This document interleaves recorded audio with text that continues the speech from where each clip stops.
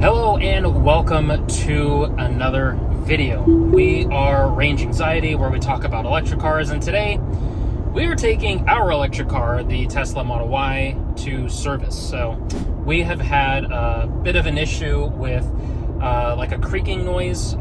We took delivery of this about a month ago. This is a used Model Y 2020, and almost from day one, we noticed like a little bit of a creaking noise every time we go over a speed bump, or particularly when we're turning the wheel. Now, if you do hear like a squeaking sound in the background, that's not something to do with the car. That's our car seat actually kind of makes a squeaking sound, so you can kind of hear it right there. But yeah, so we're taking the Model Y down to the service center. We booked an appointment, and I just want to kind of go over what the service experience is like, sort of from start to finish. So basically, we noticed the sound, went into the app. There's a service section right in the app, and we can diagnose, what seems to be the issue. So it'll ask you, basic questions. Where do you, what kind of issue is it? Okay, it's a sound. Where is that sound?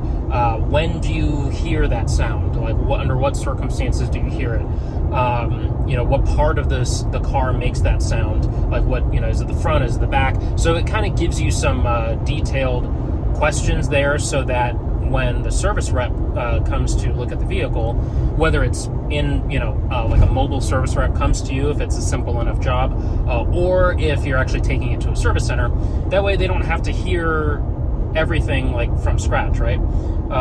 That way you can kind of basically just give one diagnosis, and all that they're doing is just confirming that the same issue you put in the app is the same issue that you're in the service center for. So yeah, that's basically sort of what the setting of the appointment is like. Now, there's different service centers all over, and there's different availability with each service center. So I picked the one that was closest to me. If this were a issue that would prevent the car from driving safely, if it's a safety concern, then they would essentially just allow you to essentially kind of skip the line and get right into service.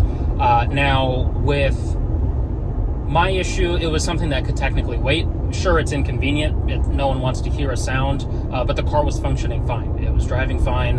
It's literally just a sound that we can hear, and so that's kind of the extent of the issue. So yeah, essentially what we did was we set the appointment. Now, the availability for our particular service center was like 3 weeks out. So we set the appointment.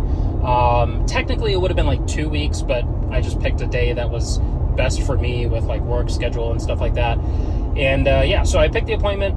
The appointment day came. Now, before the appointment day, a couple of times, about a week before, 2 days before, and maybe the night before, they would send a sort of a notification reminder that you have a service appointment coming up, and just to remind you, just in case you didn't put it on your calendar or something like that. So there's really no way that you can forget that you set an appointment, and it of course tells you exactly, where to go, what to do when you get there. So in my case, when I got there, I parked in the service spot. There is pre-marked spots for service vehicles. Went into the service center, let them know that I'm here, and they just basically confirmed the reason why I was in. They basically just asked, okay, so we're in for a creaking noise in the front of the vehicle. And I went on a test drive with a technician, basically to reproduce the sound. So we went, in a nearby neighborhood, and basically just, kind of just drove around in a couple of loops. They were able to hear the sound. They were able to diagnose it. In the car, they were able to tell that it was the control arms, which seems to be a pretty common issue among Model 3s and Model Ys, at least earlier ones. And so, yeah, it was as easy as can be. Now, what they ended up doing, because this was under warranty and they had capacity to be able to do it within the same day, they were able to just start working on it right away. And they actually finished it pretty quickly. I want to say they started around 9 a.m. and they had it done. So they did both upper control arms, the lower connection links, something like that. I will put what they actually fixed on screen here, but they actually did quite a few things and did the alignment as well. And they did all of that within like maybe an hour and a half to 2 hours, which is great. So they were extremely efficient, very quick about it. And they did a test drive afterwards to make sure that the sound couldn't be reproduced, basically to make sure they did their job right. And they did. They did a fantastic job. What I really appreciate is everyone there was fantastic. They were all nice and kind. And what was really cool is, so even though they couldn't tell how long it was going to take, they were able to, figure that it would probably be a little bit later in the day. They didn't want to have me waiting too long. I was waiting there maybe 30 minutes or so. It wasn't too bad. Basically after about 30 minutes of waiting, the same, technician came over and basically said, hey, we'll go ahead and get you a loaner vehicle. We're going to get it done today, but we just don't want you waiting, having to wait for too long. And so, they gave me a loaner vehicle. They gave me literally the most expensive thing that Tesla currently sells, which is the Cyber Beast. Not a regular Cybertruck, the Cyber Beast. So, pretty cool. I have a whole other video coming on that. Actually, it's probably already out. It's an awesome car. I love our Model Y, but the Beast is something else. The Beast is quite a beast, and that 0 to 60 is insane. 0 to 60 in 2.6 seconds. Wow, massive range. I did like 100 miles within about 20% of the battery, 25% of the battery or so. Pretty insane. No, 30% of the battery. Pretty insane. With just 30%, charge. Even brought it back to Tesla with like 9% battery. So just crazy how a large battery can carry that much energy. Really cool. But anyways, they ended up finishing the repair very quickly. And I brought the loaner back, picked up my car.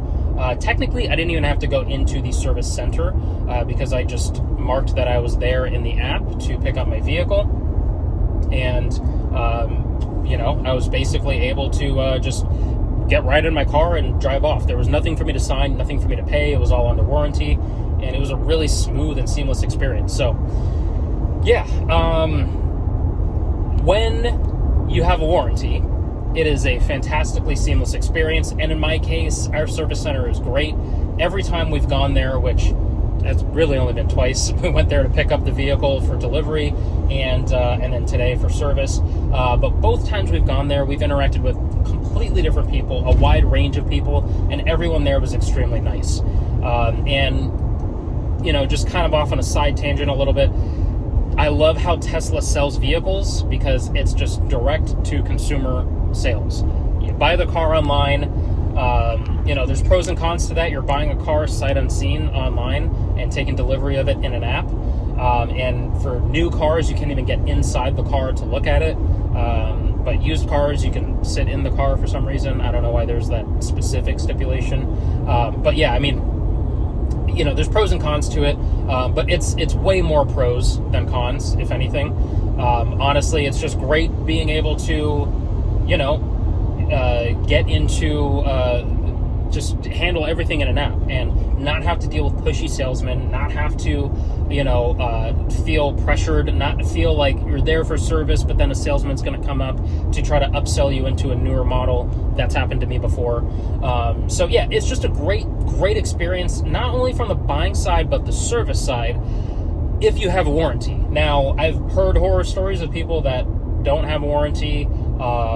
Not that not having a warranty is like a horror story in and of itself, but people have had horror stories where, they go in thinking that it's going to be one small thing, and then all of a sudden the diagnostic fee is a lot, and the repair's way more than they thought it was going to be, and it's just, it's just a rough experience.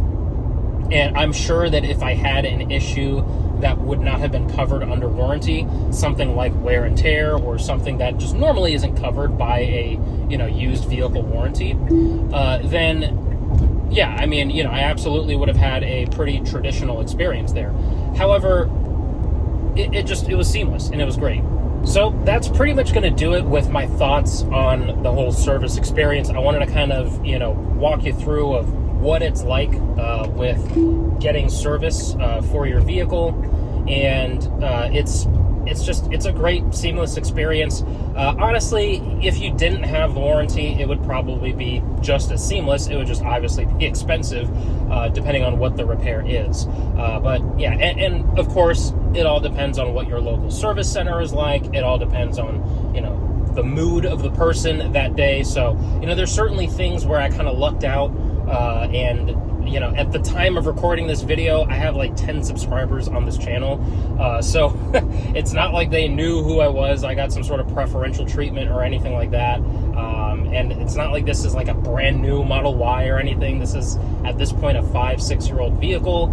And so, yeah, it's not like they would look at me and just say, okay, well, let's just give this guy some preferential treatment. It was just a seamless experience, and I feel like I would have had the same experience whether I went in there with a Model S Plaid or a 2014 Model S, right? To me, it doesn't seem like it would have mattered, because they just would have done as seamless an experience, because it's all in the app.